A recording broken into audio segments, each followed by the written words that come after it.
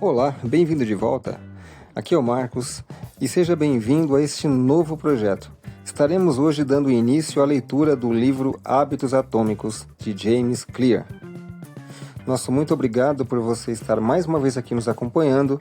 Peço a você que ainda não está inscrito, que por favor se inscreva, dê um like e compartilhe esse vídeo com os seus amigos. Como fizemos das outras vezes, vamos estar postando um capítulo por vídeo, pois assim o vídeo não fica muito grande e o conteúdo fica mais organizado. O primeiro capítulo, como sempre, é o maior deles, pois tem toda a parte de agradecimento, índice e dedicatórias. A partir do segundo capítulo, aí a tendência é que o vídeo fique bem menor. Dito isso, somente peço a você que fique até o final, pois temos um recado para você no final da leitura. Fique agora com o início da leitura do livro Hábitos Atômicos, de James Clear. Hábitos Atômicos. Um método fácil e comprovado de criar bons hábitos e se livrar dos maus.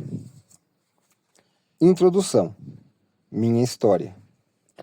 No último dia de meu segundo ano do ensino médio, acertaram meu rosto com um taco de beisebol. Quando meu colega fez um movimento para pegar impulso para a tacada, o bastão escorregou de suas mãos e veio voando na minha direção, até me atingir diretamente entre os olhos. Não tenho lembrança do momento do impacto. O taco estatelou em meu rosto com tanta força que esmagou o meu nariz, deixando-o com um bizarro formato de U. A colisão fez com que o tecido mole do meu cérebro chacoalhasse no interior do meu crânio.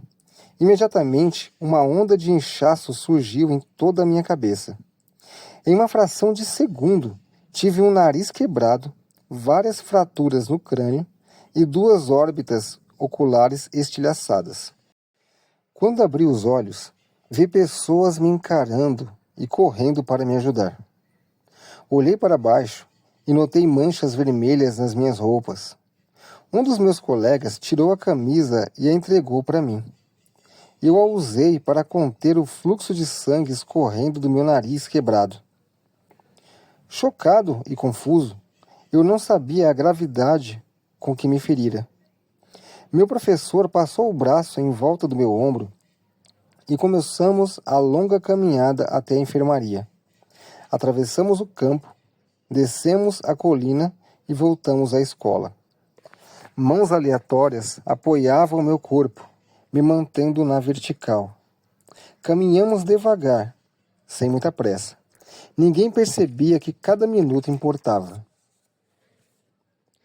Quando chegamos à sala da enfermaria, ela me fez uma série de perguntas. Em que ano estamos? 1998, respondi. Na verdade, era 2002. Quem é o presidente dos Estados Unidos? Bill Clinton, falei. A resposta correta seria George W. Bush. Qual o nome da sua mãe? Eu parei. 10 segundos se passaram. Patty. Falei casualmente, ignorando o fato de que tinha levado 10 segundos para lembrar o nome da minha mãe. Esta é a última pergunta de que me lembro. Meu corpo era incapaz de lidar com o rápido inchaço no meu cérebro, e eu perdi a consciência antes da chegada da ambulância.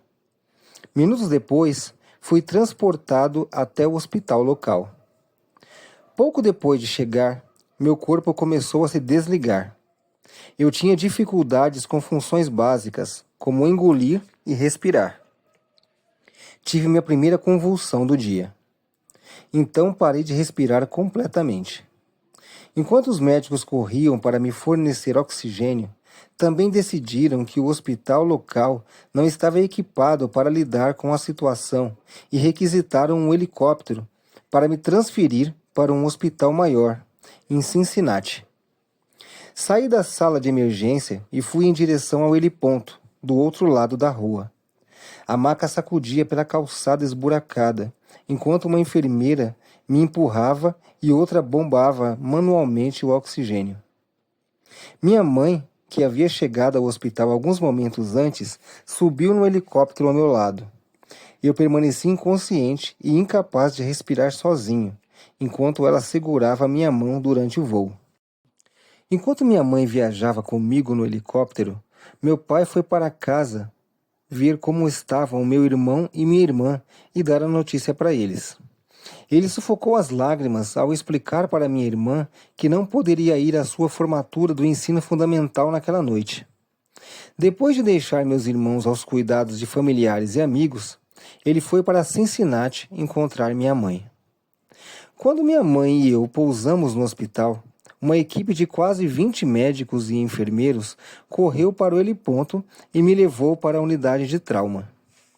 A essa altura, o inchaço no meu cérebro havia se tornado tão grave que eu estava tendo repetidas convulsões pós-traumáticas. Meus ossos quebrados precisavam ser consertados, mas eu não estava em condições de ser submetido à cirurgia. Depois de outra convulsão, a terceira do dia, fui colocado em coma induzido e em um ventilador. Meus pais já conheciam aquele hospital. 10 anos antes, eles haviam entrado no mesmo prédio, no térreo, depois que minha irmã fora diagnosticada com leucemia aos 3 anos de idade. Eu tinha 5 anos na época. Meu irmão tinha apenas 6 meses. Após 2 anos e meio de quimioterapia, punções na coluna vertebral e biópsias na medula óssea, minha irmã finalmente saiu do hospital feliz, saudável e sem câncer. E agora, depois de 10 anos de vida normal, meus pais se encontravam no mesmo lugar com outro filho.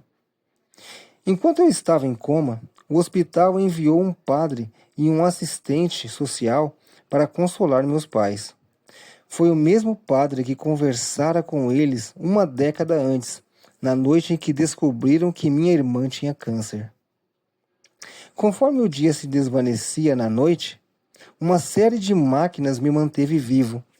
Meus pais dormiam irrequietos em um colchão hospitalar. Em um momento, eles desabaram de cansaço. E logo depois estavam completamente despertos e preocupados.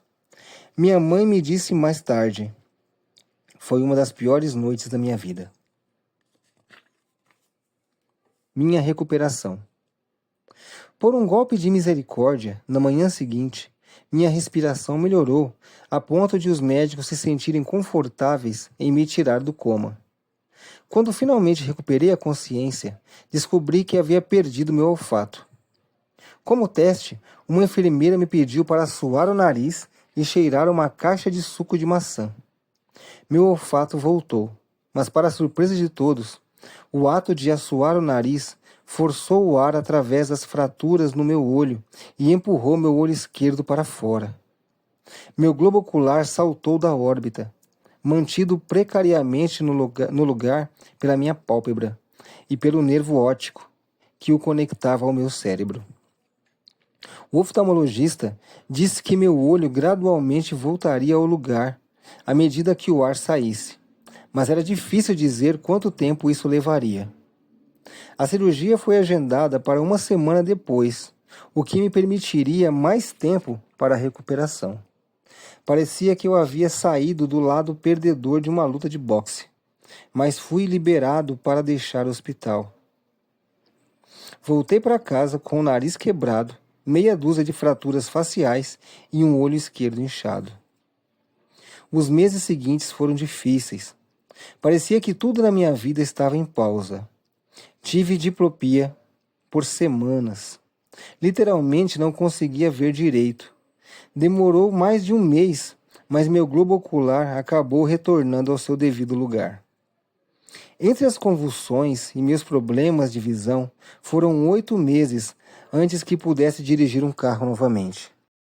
Na fisioterapia, praticava padrões motores básicos, como andar em linha reta.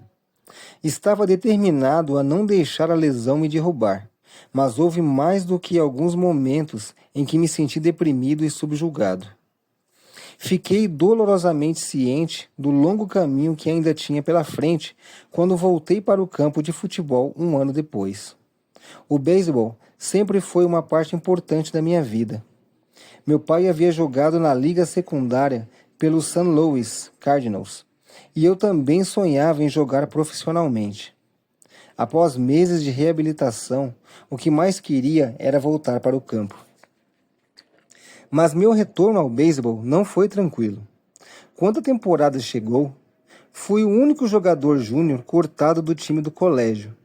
Fui rebaixado para jogar com os alunos do segundo ano no time júnior.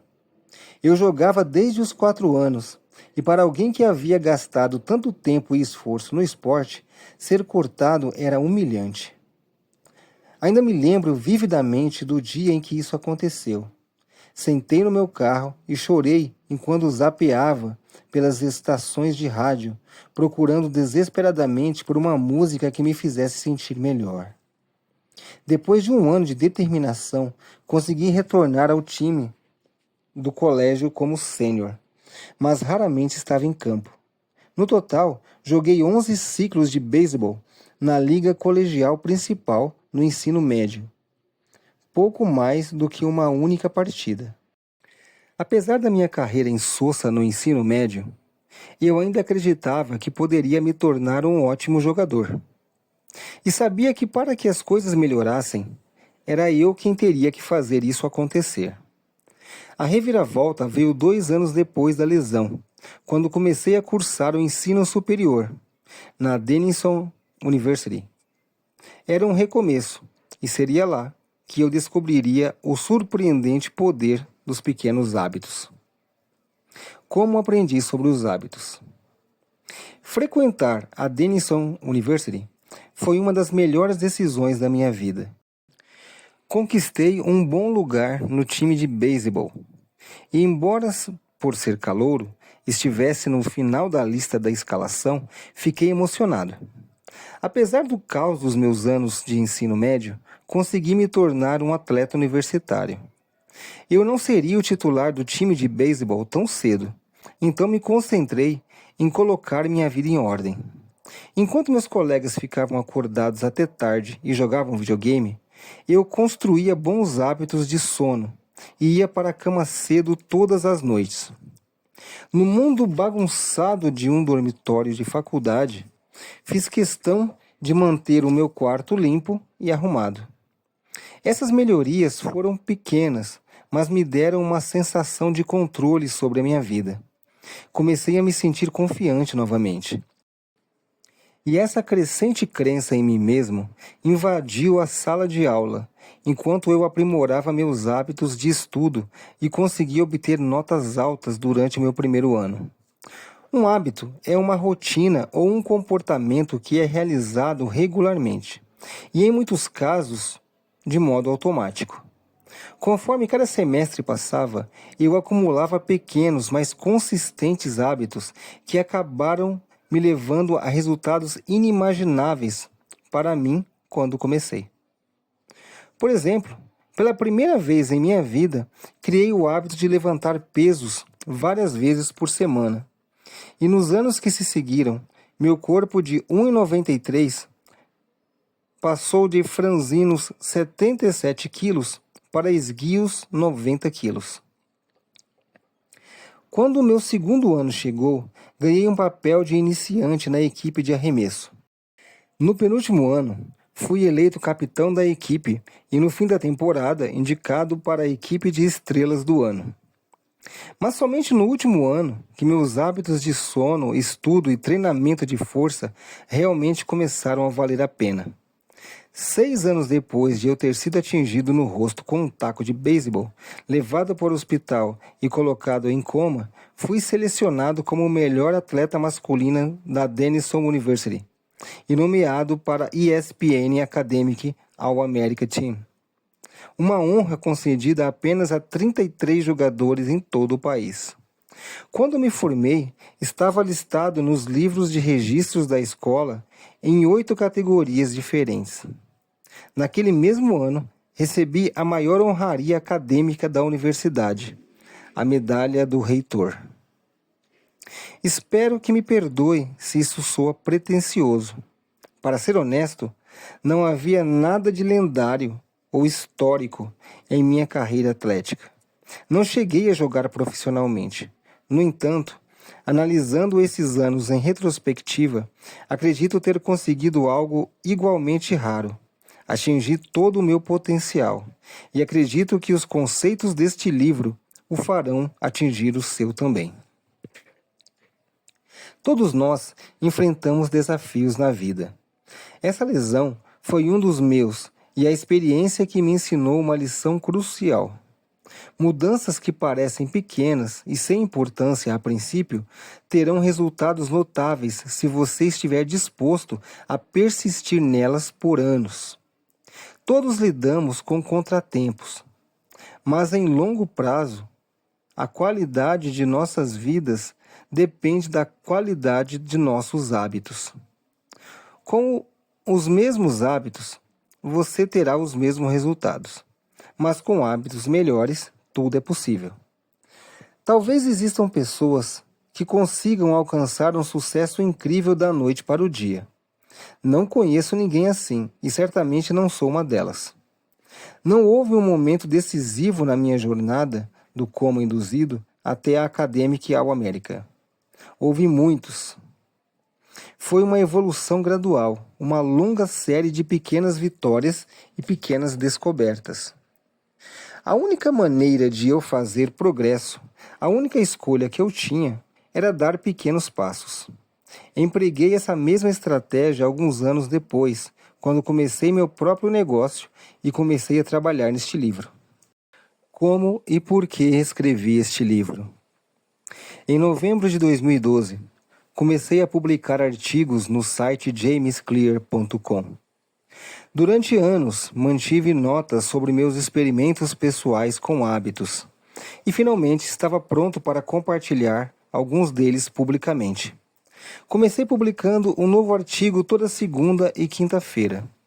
Em poucos meses, esse simples hábito de escrever levou aos meus primeiros 1.000 assinantes de e-mails. E no final de 2013, esse número havia crescido para mais de 30.000 pessoas. Em 2014, minha lista de e-mails aumentou para mais de 100.000 assinantes, o que fez dela uma das newsletters de maior crescimento da internet. Eu me sentia um impostor quando comecei a escrever, 2 anos antes. Mas agora eu estava me tornando conhecido como um especialista em hábitos. Um rótulo que me empolgava, mas também que me deixava desconfortável. Nunca havia me considerado um mestre no assunto, mas sim alguém que estava experimentando junto com os meus leitores. Em 2015, alcancei 200.000 assinantes de e-mails e assinei um contrato com a Penguin Random House para começar a escrever o livro que você está lendo agora. Como o meu primeiro público cresceu, o mesmo aconteceu com as minhas oportunidades de negócios. Fui cada vez mais solicitado a palestrar nas melhores empresas sobre a ciência da formulação de hábitos, mudanças de comportamento e melhoria contínua. Eu me vi proferindo palestras em conferências nos Estados Unidos e na Europa. Em 2016, meus artigos começaram a aparecer regularmente em grandes publicações como Time, Entrepreneur e Forbes. Para meu espanto, o que eu escrevi foi lido por mais de 8 milhões de pessoas naquele ano. Treinadores da NFL, NBA, MLB começaram a ler meu trabalho e a compartilhar com suas equipes. No início de 2017, lancei a Rabbits Academy, que se tornou a principal plataforma de treinamento para organizações e indivíduos interessados em construir melhores hábitos na vida e no trabalho. Empresas da Fortune 500 e startups em crescimento começaram a inscrever seus líderes e treinar sua equipe. No total, mais de 10.000 líderes, gerentes, treinadores e professores se formaram na Rabbit Academy, e meu trabalho com eles me ensinou muito sobre o que é necessário para que os hábitos funcionem no mundo real. Ao dar os últimos retoques neste livro, em 2018, O site jamesclear.com recebia milhões de visitantes por mês e quase 500 mil pessoas assinavam a newsletter semanal por e-mail. Um número que estava tão além das minhas expectativas quando comecei que nem sei direito o que pensar sobre isso. Como este livro o beneficiará? Segundo o empresário e investidor Naval Ravikant, abre aspas, para escrever um grande livro, você deve primeiro se tornar o livro, fecha aspas. Meu conhecimento sobre as ideias mencionadas aqui nasceu da minha necessidade de vivenciá-las. Tive que contar com pequenos hábitos para me recuperar da lesão, ficar mais forte no ginásio, ter um alto nível de rendimento em campo, ser escritor, construir um negócio de sucesso e simplesmente me tornar um adulto responsável. Pequenos hábitos me ajudaram a alcançar o meu potencial. E considerando que você decidiu ler este livro, acho que você também gostaria de alcançar o seu. Nas páginas seguintes, compartilho um plano passo a passo para construir hábitos melhores. Não por dias ou semanas, mas por toda a vida. Embora a ciência fundamente tudo o que escrevi, este livro não é um trabalho de pesquisa acadêmica, é um manual de operação. Você encontrará sabedoria e conselhos práticos importantes enquanto explico a ciência de como criar e mudar os seus hábitos de uma maneira fácil de entender e aplicar. As áreas de conhecimento em que me baseio, biologia, neurociência, filosofia, psicologia e muito mais, existem há muitos anos. O que lhe ofereço é uma síntese das melhores ideias que pessoas inteligentes descobriram há muito tempo, bem como as descobertas mais convincentes recentemente feitas por cientistas. Minha contribuição, espero, é a de encontrar as ideias que mais importam e conectá-las de uma forma altamente prática. Qualquer informação sábia nessas páginas deve ser creditada aos muitos especialistas que me precederam. Qualquer coisa tola, suponha que seja erro meu mesmo. A espinha dorsal deste livro é o meu modelo de 4 passos de hábitos: estímulo, desejo, resposta e recompensa. E as 4 leis de mudança de comportamento que evoluem a partir dessas etapas. Leitores com experiência em psicologia podem reconhecer alguns desses termos do condicionamento operante proposto pela primeira vez como, abre aspas, estímulo, resposta e reforço, fecha aspas, por B.F. Skinner, na década de 1930 e popularizado mais recentemente como, abre aspas, deixa, rotina e recompensa, fecha aspas, em O Poder do Hábito, de Charles Duhigg. Cientistas comportamentais, como Skinner, perceberam que se você oferecesse a recompensa ou punição correta, poderia levar as pessoas a agir de uma determinada maneira. Mas, enquanto o modelo de Skinner fez um excelente trabalho em explicar como os estímulos externos influenciavam nossos hábitos, faltava-lhe uma boa explicação de como nossos pensamentos, sentimentos e crenças impactavam no nosso comportamento. Os estados internos, nossos humores e emoções, também são importantes. Nas últimas décadas, os cientistas começaram a determinar a conexão entre os nossos pensamentos, sentimentos e comportamentos. Essa pesquisa também é abordada nessas páginas. De modo global, a estrutura que ofereço é um modelo integrado nas ciências cognitivas e comportamentais. Acredito que seja um dos primeiros modelos do comportamento humano a explicar com precisão tanto a influência dos estímulos externos quanto as emoções internas em nossos hábitos.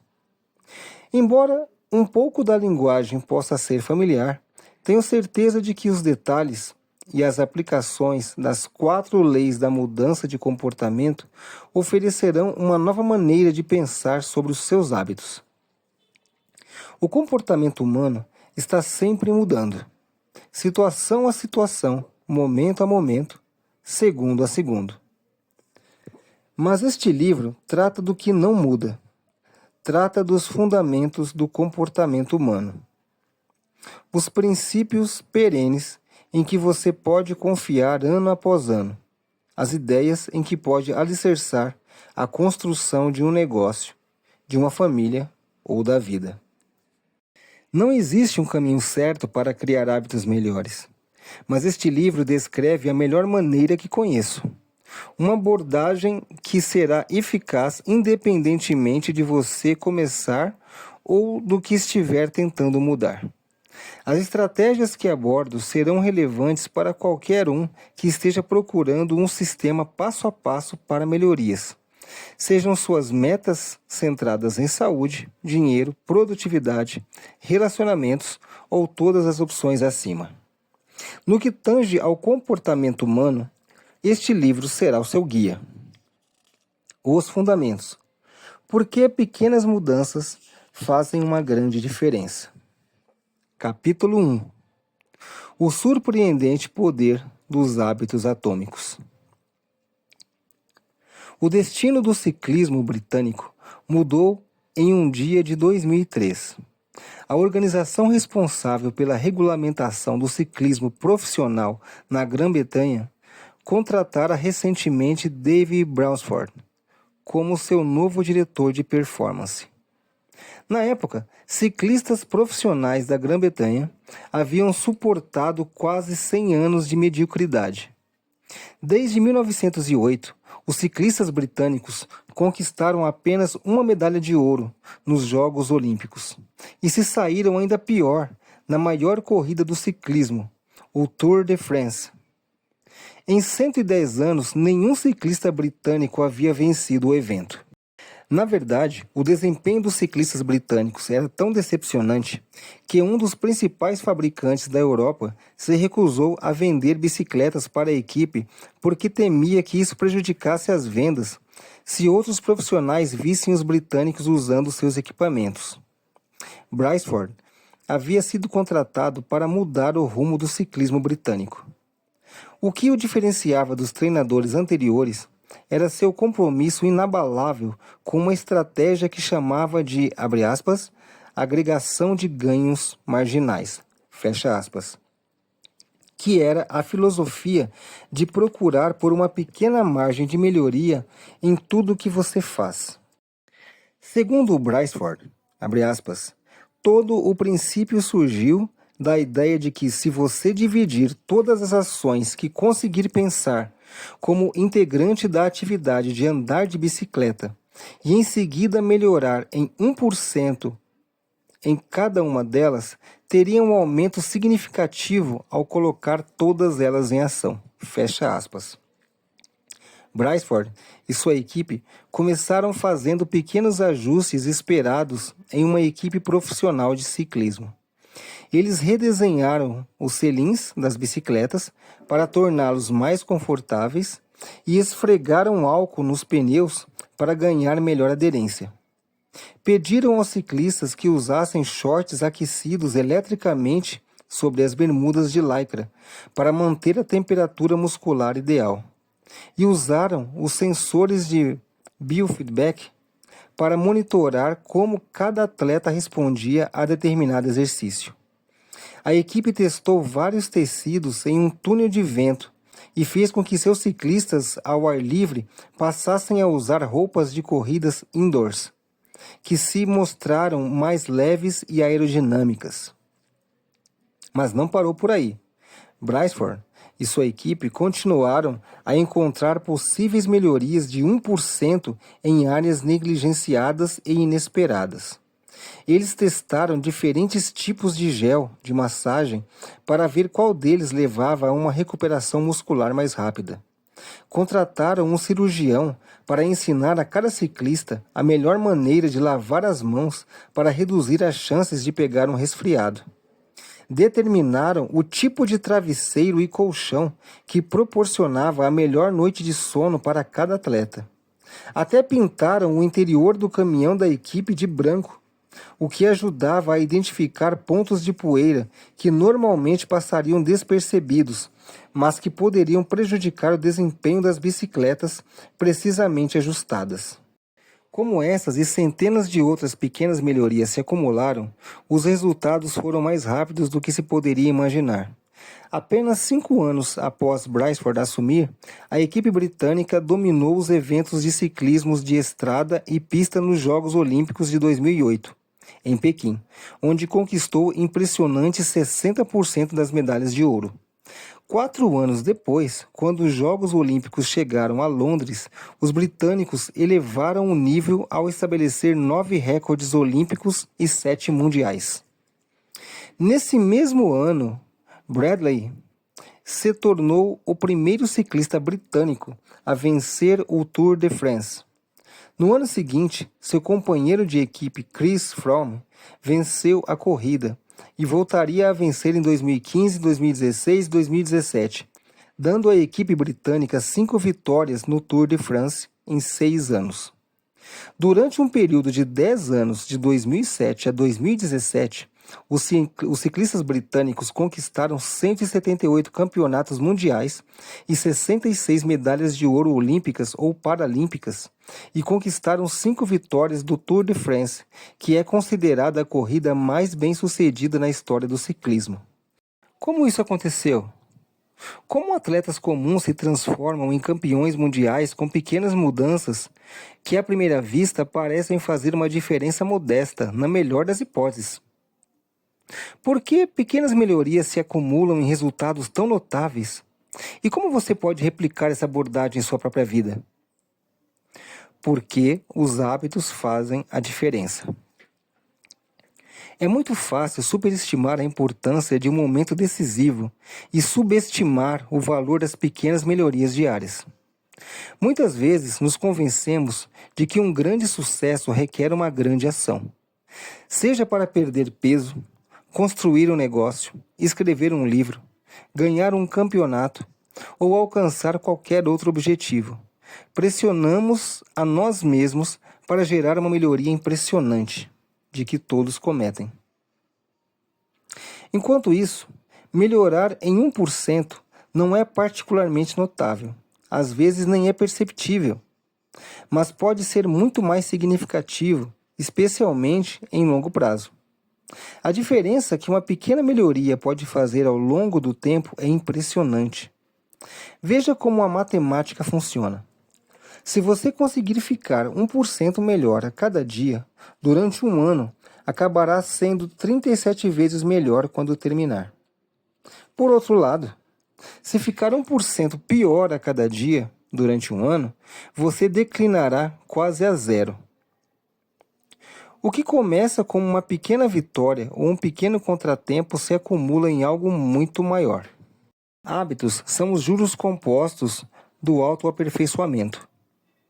Da mesma forma que o dinheiro se multiplica com juros compostos, os efeitos de seus hábitos se multiplicam à medida que você os repete.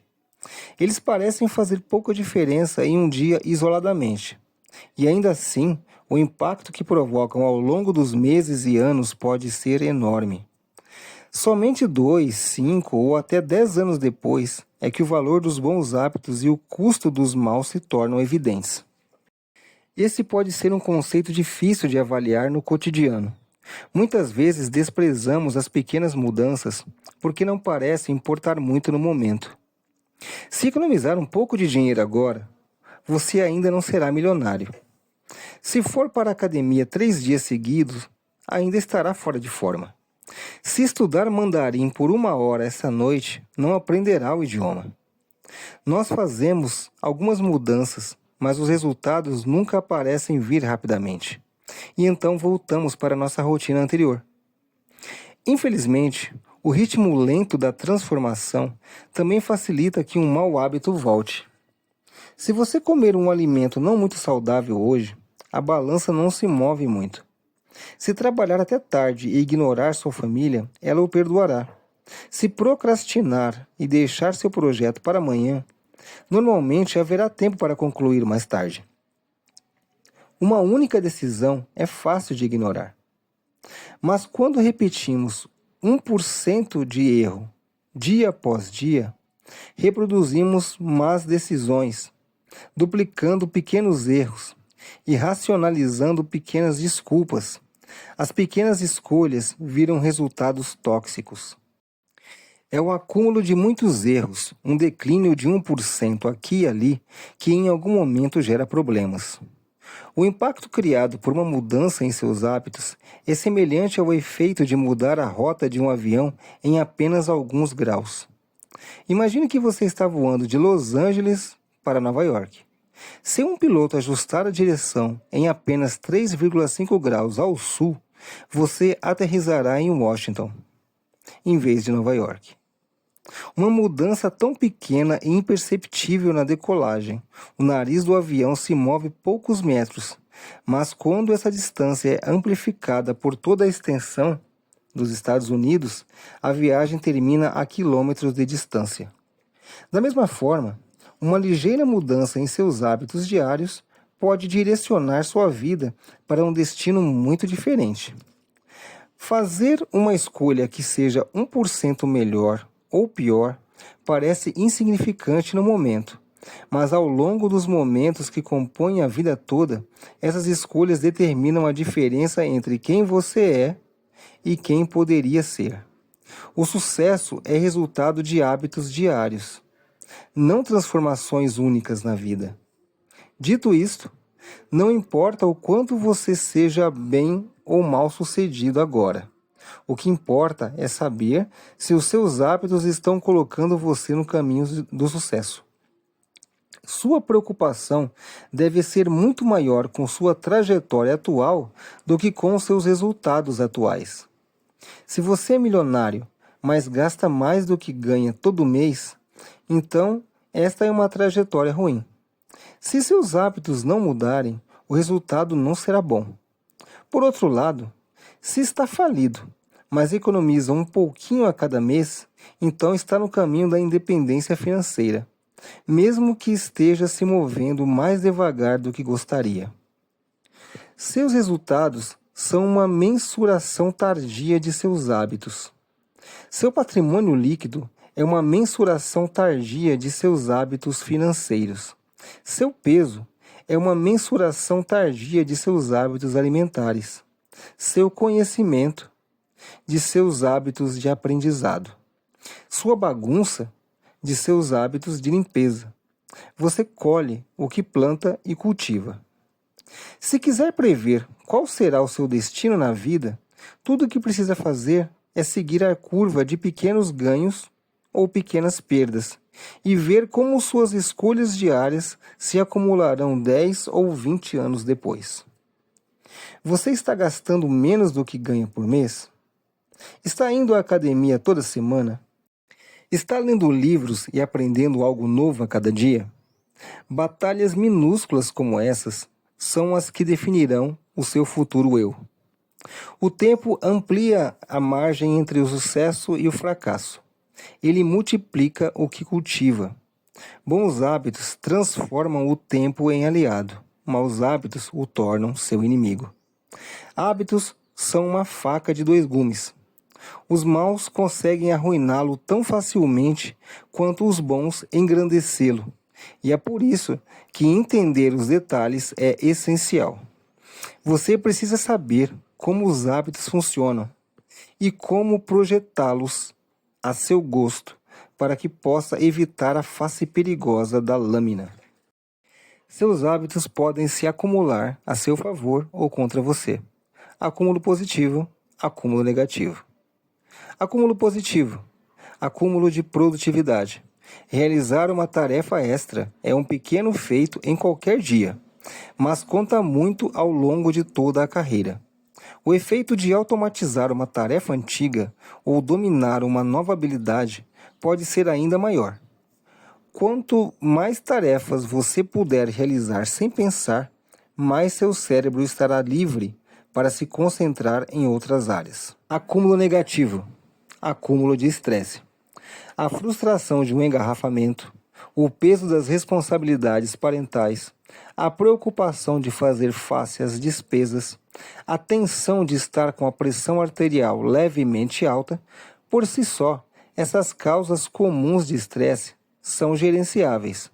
Mas quando persistem por anos, pequenos estresses se transformam em sérios problemas de saúde. Acúmulo positivo. Acúmulo de conhecimento.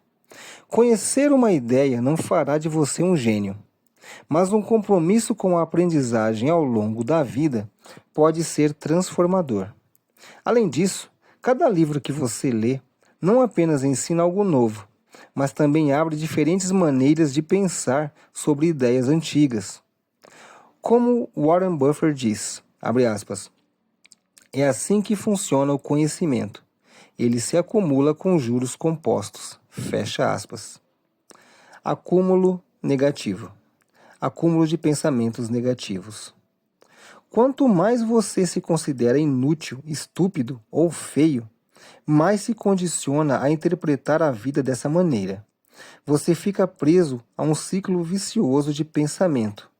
O mesmo é verdade para como você pensa sobre os outros.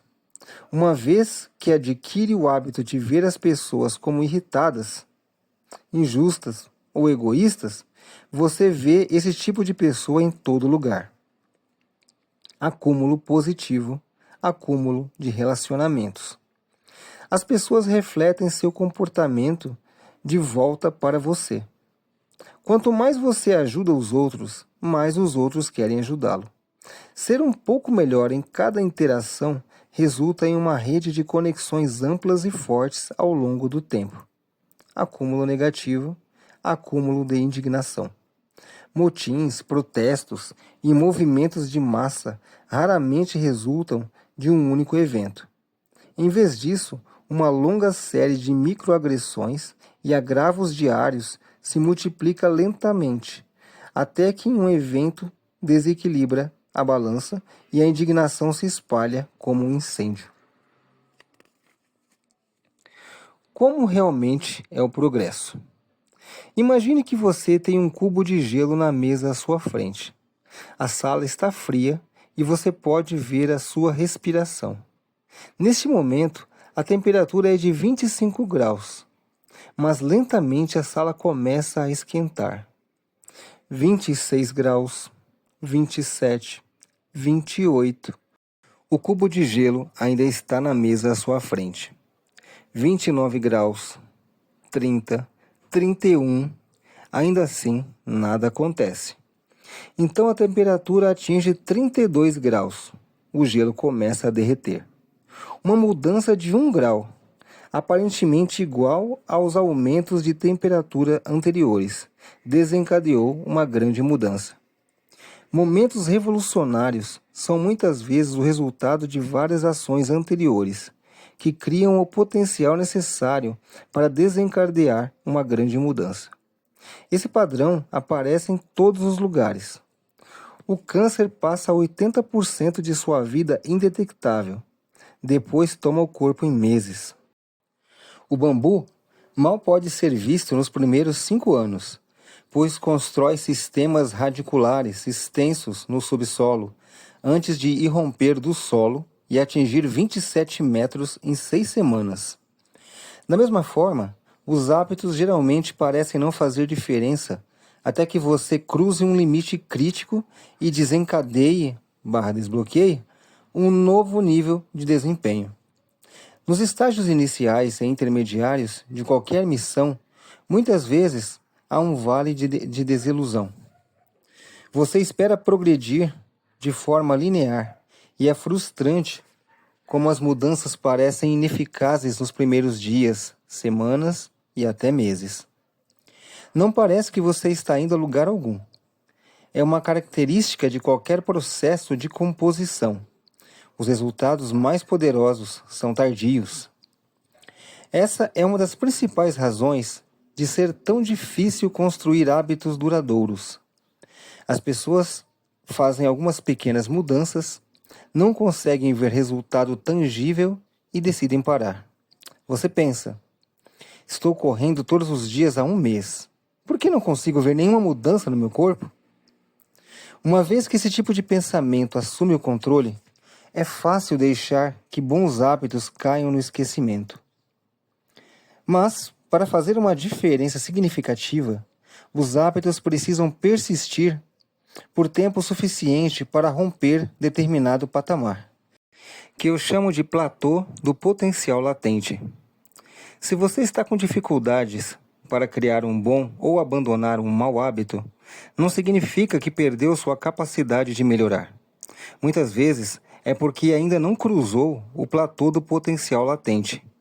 Reclamar sobre não alcançar o sucesso, apesar de trabalhar arduamente, é como reclamar que um cubo de gelo não está se derretendo quando você o aquece de 25 a 31 graus.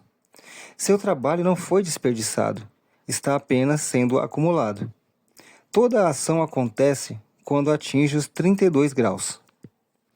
Quando você finalmente romper o platô do potencial latente, as pessoas o chamarão de sucesso instantâneo. O mundo exterior só vê o acontecimento mais drástico, e não tudo o que precedeu. Mas você sabe que o trabalho que fez há muito tempo, quando parecia que não estava fazendo progresso algum, é o que possibilita o salto de hoje. É o equivalente humano da pressão geológica.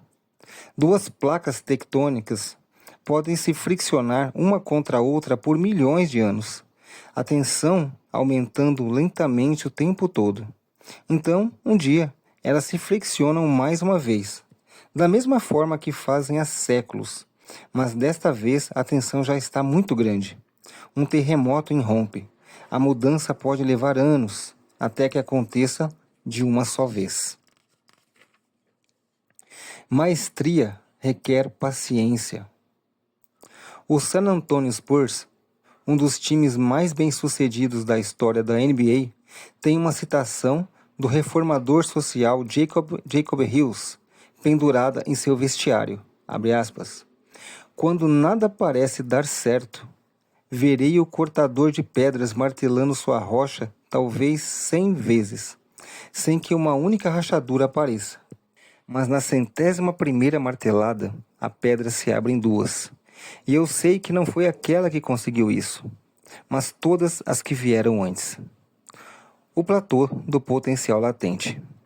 Muitas vezes, esperamos que o progresso seja linear.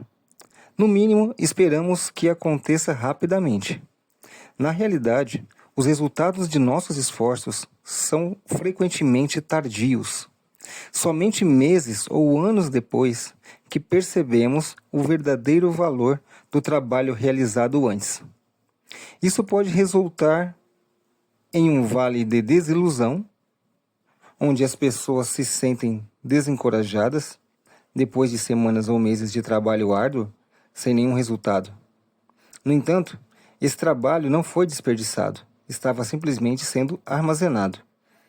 Apenas muito mais tarde é que o valor total dos esforços prévios é revelado. Todas as grandes coisas são originadas de pequenos começos. A semente de todo hábito é uma única e minúscula decisão. Mas como essa decisão é repetida, um hábito brota e se fortalece. As raízes se avigoram e os ramos crescem. A tarefa de abandonar um mau hábito é como desenraizar um poderoso carvalho dentro de nós. E criar um bom hábito é como cultivar uma flor delicada, um dia de cada vez. Mas o que determina se nos apegamos a um hábito por tempo suficiente para que ele sobreviva ao platô do potencial latente e irrompa do outro lado?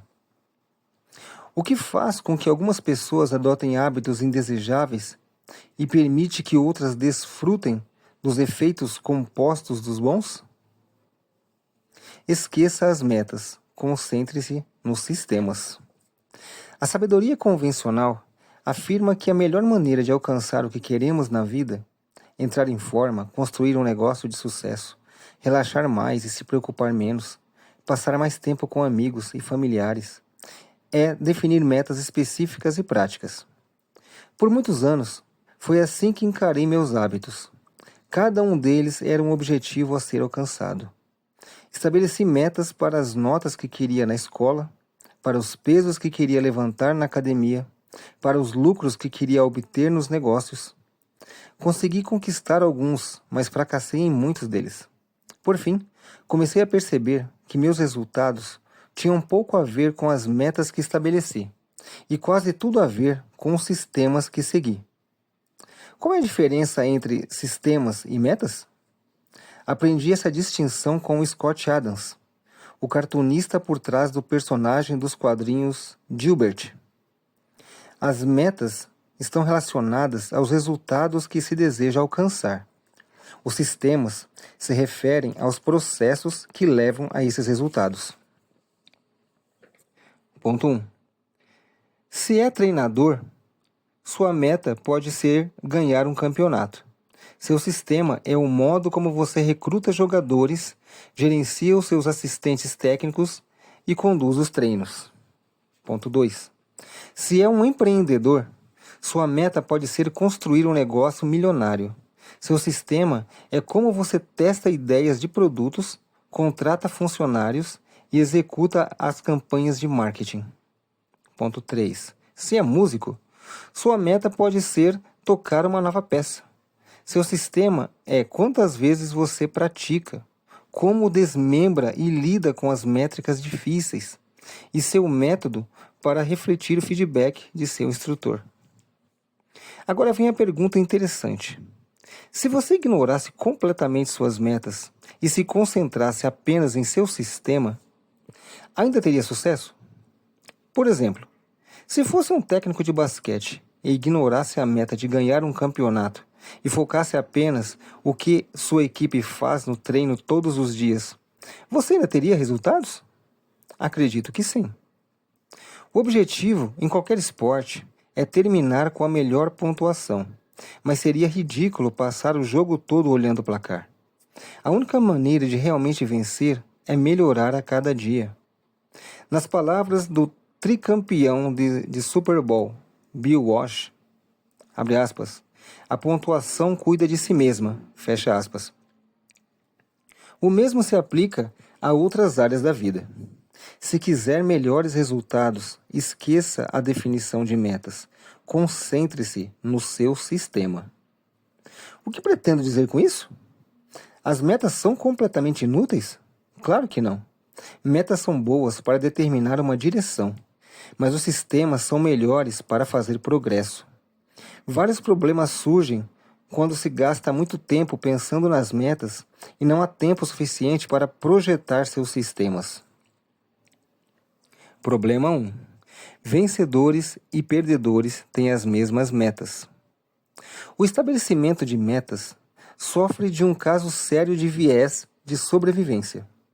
Nós nos concentramos nas pessoas que vencem, os sobreviventes, e erroneamente assumimos que suas metas ambiciosas as levaram ao sucesso, ao mesmo tempo que negligenciamos todas as outras pessoas que tinham o mesmo objetivo, mas não tiveram sucesso. Todo atleta olímpico quer ganhar uma medalha de ouro. Todo candidato quer conseguir um emprego. E se as pessoas, bem ou mal sucedidas, compartilham os mesmos objetivos, então não é uma meta o que diferencia os vencedores dos perdedores. Não foi a meta de ganhar o Tour de France que impulsionou os ciclistas britânicos para a elite do esporte. Ao que tudo indica, todos os anos o desejo de vencer era o mesmo, como qualquer outra equipe esportiva profissional. A meta sempre esteve lá. Somente quando implementaram um sistema de pequenas melhorias contínuas, conseguiram um resultado diferente. Problema 2. Alcançar uma meta é somente uma mudança momentânea. Imagine que tenha um quarto bagunçado e defina uma meta para limpá-lo. Se tiver energia para arrumá-lo, terá um quarto organizado por hora. Mas se mantiver os mesmos hábitos desleixados que levaram a um quarto bagunçado, logo estará olhando para uma nova pilha de bagunça e esperando outra explosão de motivação. Um resultado idêntico o persegue porque você nunca mudou o sistema por trás dele. Tratou o sintoma, sem abordar a causa. Alcançar uma meta muda sua imagem no momento. Esse é um fato controverso sobre o aperfeiçoamento. Achamos que precisamos mudar os resultados, mas eles não são o problema. O que realmente precisamos mudar são os sistemas que os produzem. Ao resolver problemas no âmbito dos resultados, a solução é temporária. Para que a melhoria seja perene, você precisa resolver os problemas no âmbito do sistema. Corrija as estradas, e as saídas se corrigirão. Problema 3. As metas restringem sua felicidade. O pressuposto implícito por trás de qualquer meta é o seguinte, abre aspas, quando alcançar minha meta, serei feliz. Fecha aspas. O problema com a mentalidade de metas é que você está continuamente colocando a felicidade de lado até o próximo marco. Caí nessa armadilha tantas vezes que perdi a conta. Durante anos, a felicidade sempre foi algo para o meu eu do futuro desfrutar. Prometi a mim mesmo que assim que ganhasse 20k de músculos, ou assim que meu negócio fosse um destaque do New York Times, eu finalmente poderia relaxar. Além disso, as metas criam um conflito ou você atinge seu objetivo e é bem-sucedido, ou fracassa e é uma decepção. Mentalmente, você se enquadra em uma versão restrita de felicidade. Isso é um equívoco. É improvável que seu caminho real ao longo da vida corresponda à exata jornada que tinha em mente quando a iniciou. Não faz sentido restringir sua satisfação a um cenário quando existem muitos caminhos para o sucesso. Uma mentalidade focada no sistema oferece o antídoto. Quando você se apaixona pelo processo e não pelo produto, não precisa esperar para se dar ao luxo de ser feliz. Pode ficar satisfeito a todo momento que seu sistema esteja em execução. E um sistema pode ser bem-sucedido de muitas formas diferentes, não apenas da primeira que você imaginou. Problema 4. As metas estão em desacordo com o progresso em longo prazo. Por fim, uma mentalidade orientada por metas pode criar um efeito ioiô. Muitos corredores trabalham arduamente ao longo de meses, mas assim que cruzam a linha de chegada, param de treinar. A corrida não mais está lá para motivá-los. Quando todo o seu trabalho árduo está concentrado em uma meta específica, o que restará para impulsioná-lo depois que essa meta for alcançada? É por isso que muitas pessoas se veem retomando os velhos hábitos depois de realizar um objetivo. O objetivo de estabelecer metas é ganhar o jogo. O propósito de construir sistemas é continuar jogando. O verdadeiro pensamento em longo prazo é o pensamento sem metas. Não se trata de uma única realização, mas sim de um ciclo de refinamento e melhoria contínua. Em última análise, é o seu compromisso com o processo que determinará o seu progresso. Um sistema de hábitos atômicos. Se está tendo problemas para mudar seus hábitos, o problema não é você, é o seu sistema. Maus hábitos se repetem de novo e de novo, não porque a mudança não seja desejada, mas porque o sistema errado está sendo usado. Você não sobe para atingir o nível de seus objetivos. Desce ao nível de seus sistemas. Concentrar-se no sistema geral, em vez de em um único objetivo, é um dos temas centrais deste livro. É também um dos significados mais profundos por trás da palavra atômico. Você provavelmente já percebeu que um hábito atômico se refere a uma pequena mudança, um ganho marginal, um aprimoramento de 1%. Mas os hábitos atômicos não são apenas velhos hábitos, por menores que sejam. São pequenos hábitos que fazem parte de um sistema maior. Assim como os átomos são os blocos de construção das moléculas, os hábitos atômicos são os blocos de construção dos resultados notáveis. Hábitos são como os átomos de nossas vidas. Cada um deles é uma unidade fundamental que contribui para a melhoria geral. No início, essas minúsculas rotinas parecem insignificantes, mas logo se acumulam e alimentam ganhos maiores, que se multiplicam em um grau que supera em muito o custo de seu investimento inicial. Eles são pequenos e poderosos. Esse é o significado da expressão hábitos atômicos. Uma prática ou rotina regular que não é apenas pequena e fácil de fazer, mas também a fonte de um incrível poder, um componente do sistema de crescimento composto. Resumo do capítulo. Ponto 1. Hábito são os juros compostos do autoaperfeiçoamento. Obter uma melhoria de 1% todos os dias conta muito no longo prazo. Ponto 2. Hábitos são uma faca de dois gumes. Eles podem trabalhar para você ou contra você. E é por isso que entender os detalhes é essencial. Ponto 3. Pequenas alterações geralmente parecem não fazer diferença até que você cruze um limite crítico.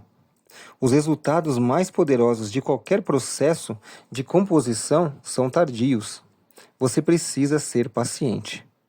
Ponto 4. Um hábito atômico é um pequeno hábito que faz parte de um sistema maior. Assim como os átomos são os blocos de construção das moléculas, os hábitos atômicos são os blocos de construção dos resultados notáveis. Ponto 6. Se quiser melhores resultados, esqueça a definição de metas. Concentre-se no seu sistema. Ponto 7. Você não sobe para atingir o nível de seus objetivos. Desce ao nível de seus sistemas. E assim chegamos ao final da leitura do capítulo 1 do livro Hábitos Atômicos, de James Clear. Eu espero que você tenha gostado. Não se esqueça de deixar um joinha e compartilhar este vídeo. E, se possível, dê uma olhadinha na descrição desse vídeo e no primeiro comentário fixado, pois disponibilizamos vários livros e cursos que podem interessá-lo, e a compra desses livros vai reverter diretamente para a compra de equipamento para o canal. No mais, meu muito obrigado por ter acompanhado e nos vemos no próximo capítulo. Até mais. Tchau.